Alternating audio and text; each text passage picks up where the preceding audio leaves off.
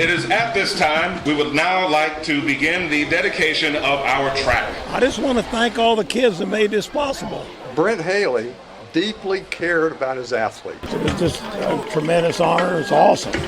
This honor is well-deserved and goes to Coach Brent Haley, who will be escorted this evening by his wife, Linda, their daughter, Kelly, with her husband, Vince Roth, and their daughters, Cassie and Haley, and also his son, Brent Haley Jr. Coach Brent Haley is one of the greatest high school track and cross-country coaches that has ever coached anywhere. You can tell he loves coaching by when he coaches you. You want to run fast for him. Tonight, we want to officially change the name of Largo Track to the Brent Haley Track. Thank you, Coach, for all of your great work here at Largo, and congratulations.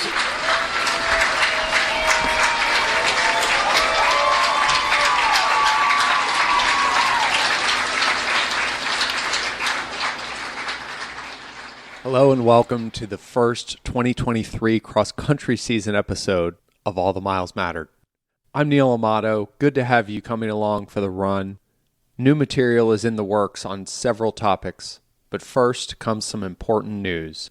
On Thursday, September 14th, 2023, about 5 weeks before Coach Haley's 83rd birthday, Largo renamed its track in his honor at halftime of a football victory over Gibbs.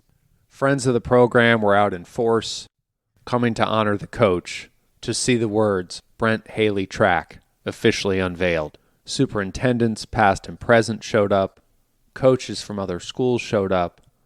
Pinellas County running icon Brett Hoffman showed up. Of course, Coach Haley's family was there, and so many Largo runners from so many locations in and out of state made the trip. Some rekindling relationships with people they hadn't seen in decades. It was a great night. The next night, Coach Haley was again the center of attention at a reunion dinner at Largo's Central Park Performing Arts Center. There was a true performance in the theater there across the hall from the dinner. There were also performances by Lato coach Bobby Ennis and others, telling stories new and old about the man so many were proud to call Coach. Here are a few of those stories, with special thanks to Largo's Mike Fowler for the high-quality audio. First, I want to thank Chris Palmer for inviting me and for what he's put together. Deion Sanders, or Coach Prime, he said, "Man, it's personal." Well, I had to be here tonight because, man, it's personal. And I started out when I was hired at Lato, and they said, "You're going to be the track coach and cross-country coach." I don't know anything about cross-country.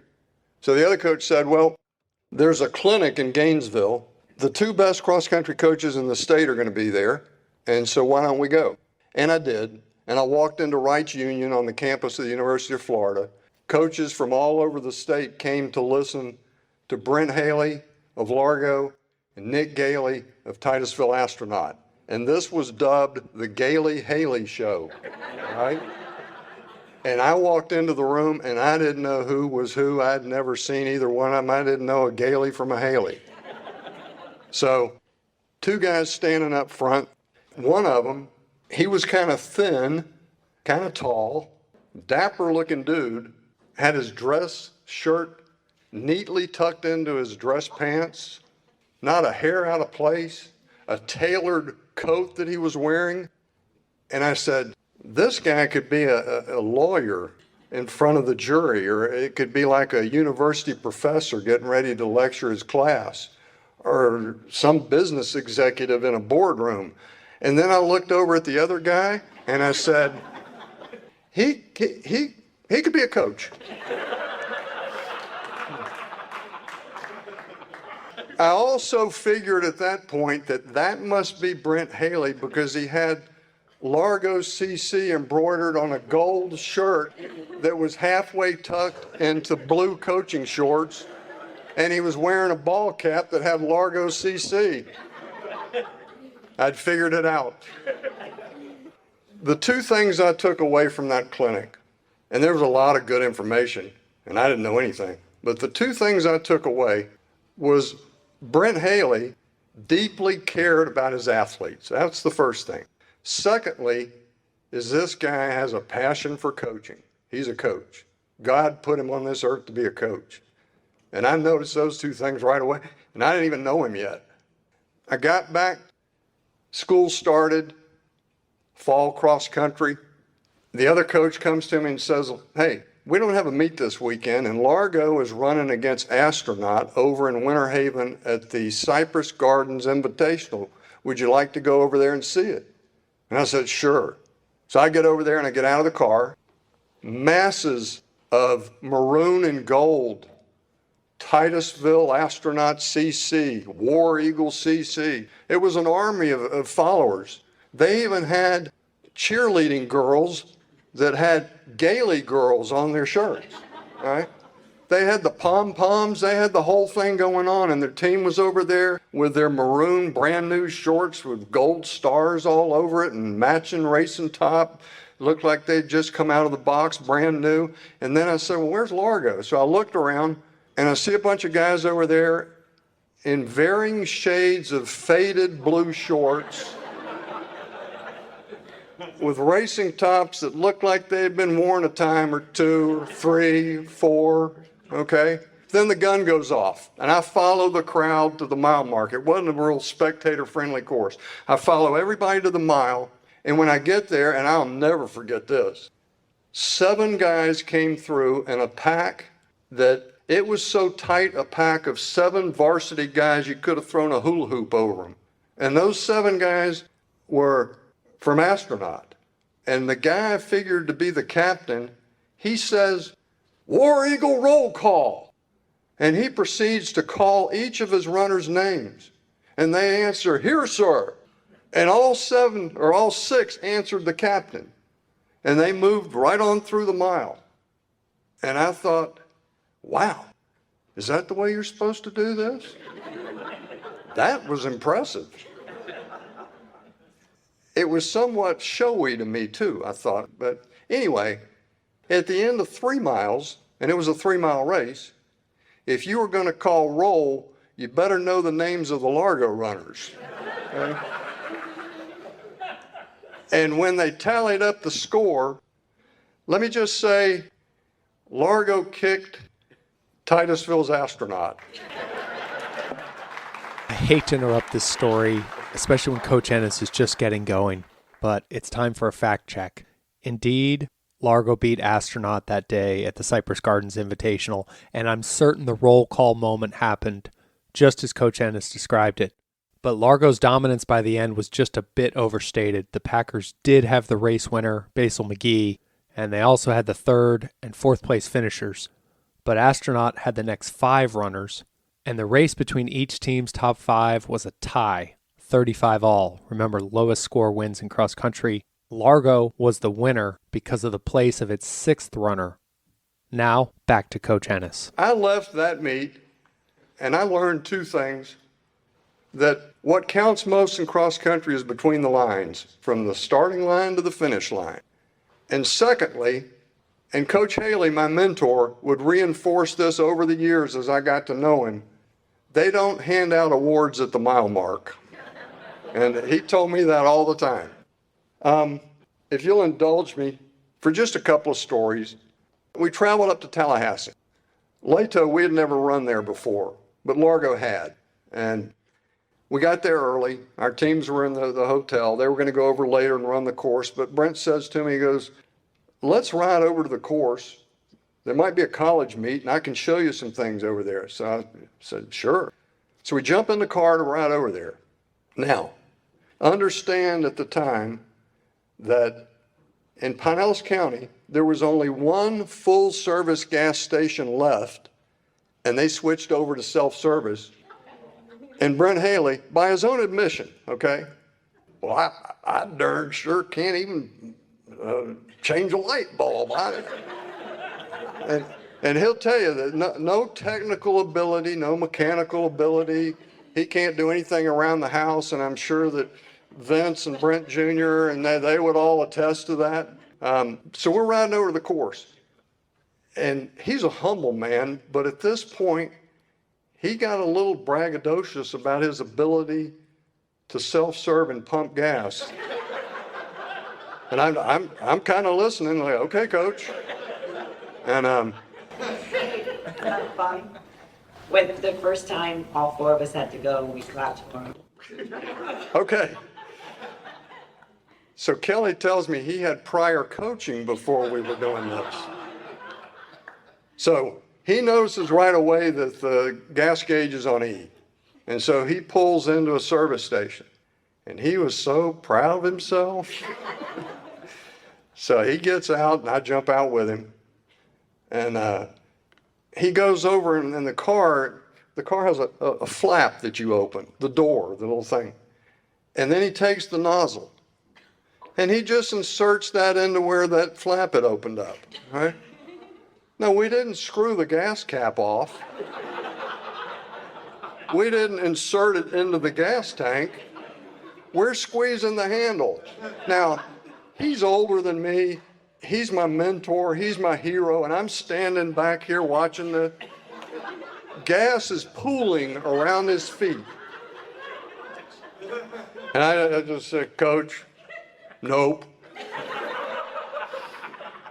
I moved in there, took it away from him. This is how we have to do this, Coach. Another time, Coach and I would go to the clinics every summer over in Daytona Beach. So we're at a clinic. We're seated in the room there. And the clinician was a coach with all these great accomplishments and an impressive resume. And this guy was like an AP anatomy and physiology teacher at some high-performing school up north. So he gets up there at this clinic, and he's got all his graphs and overheads, and he's talking, and it's ATP and glycogen breakdown and the capillary and on, and it's just, and Coach looks over at me, and I'm, yes. So we didn't crawl out the back, did we? Right, we did. We left out the back when he wasn't looking, okay? And we went and played tennis, and then after we played tennis, we jumped in the swimming pool, and we were lounging around the pool when Coach Nowicki of Wolfson, a mutual friend of ours, he walks by the pool and he says, why'd you guys leave early? Classic comeback by Coach Haley, didn't miss a beat. He said, well, I darn sure don't know ATP from STP, so we just went to play tennis.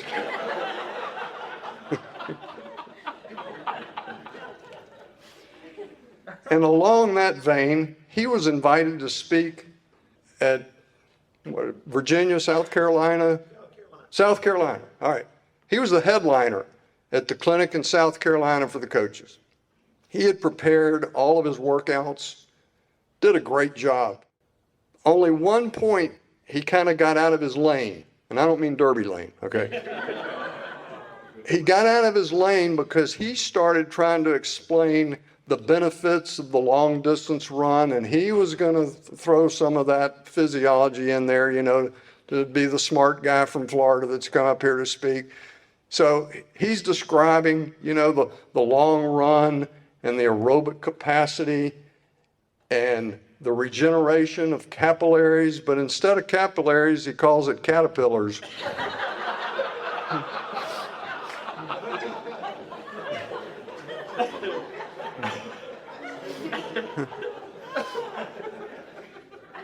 Let me just say that I've been best friends for almost a half century, all right? It's personal. It's personal. And our families, the Haley and Ennis family, a lot of times together, dinners together, Christmas time together. It's personal, all right? And my two daughters were the flower girls, my son, the ring bearer, Vince and Kelly's wedding. It's personal. All my Lato guys and all the Largo guys, when they went to a race course, they killed it. They gave everything they had. They put their heart into it. But when they came off that course, they were good friends with mutual respect. It's personal. All those miles did matter.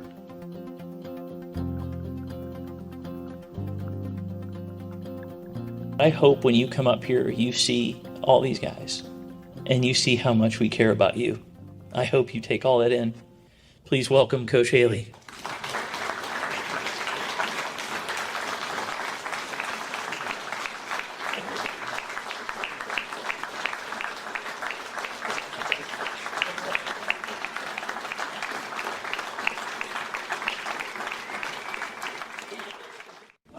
Bobby only exaggerated a little bit about my mechanical and technology ability. You can ask my son-in-law, who's just constantly called to get to our house and fix this. Linda is about as bad as me, so we get together fine. Just call Vince.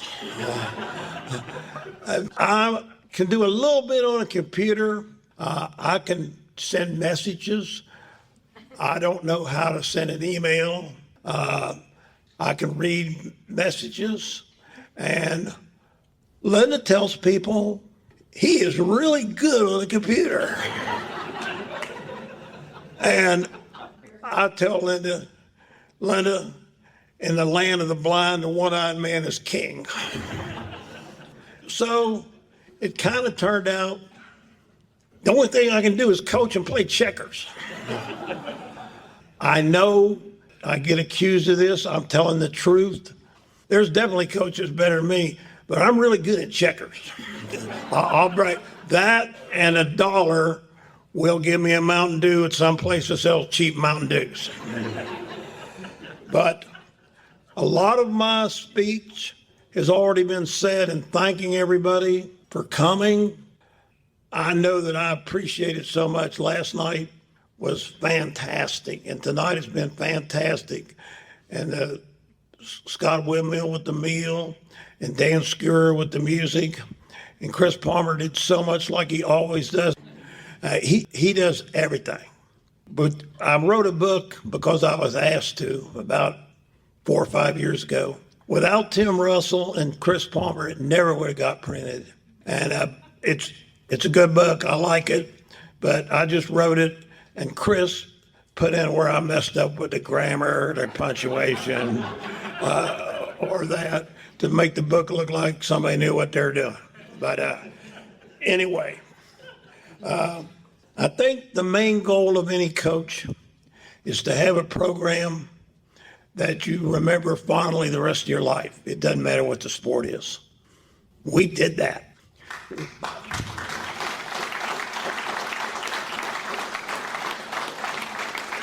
Lato did that.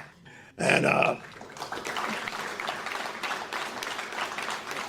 there's a lot of stuff about you got to hate the people you're against to beat them.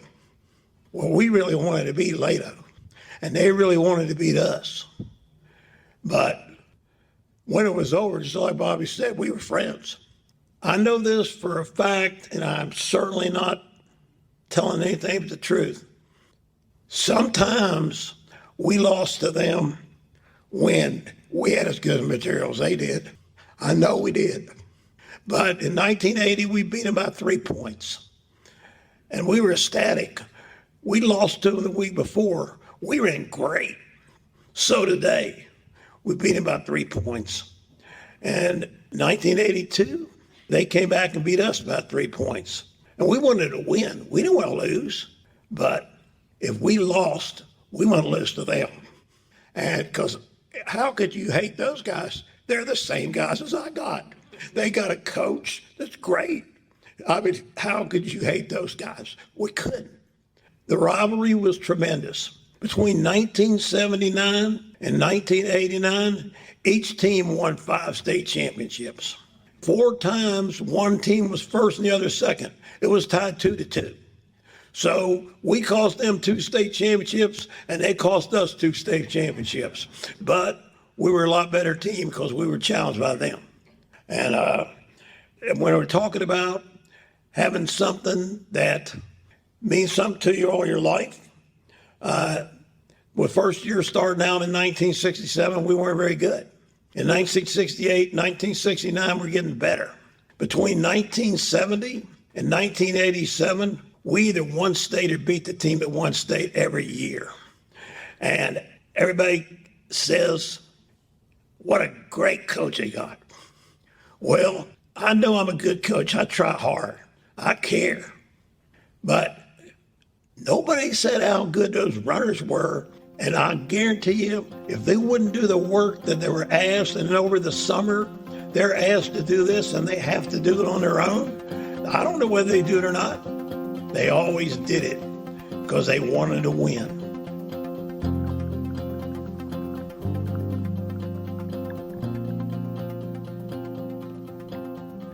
Glad we got to share the moments from mid-September 2023 with you, featuring the voices of Coach Ennis and Coach Haley. Thank you for listening. Thank you for subscribing on various platforms and for sharing the show with your friends. It's meant a lot to me to talk to so many of you in person, by phone, on Facebook Messenger, or text, and it was especially meaningful hearing so many kind words about this show when I was in Largo. Truthfully, I don't know where the show goes next. I know there are more stories out there. I know there are stories worth being retold. And if you'll stick it out, if you'll be all in for the long run, then I know we'll get to talk again soon. Coach Haley and the Packers of Largo. Coach Ennis and the Later Long Red Robe. Friends and rivals running across the bay. Been 50 years, but we've still got a lot to say.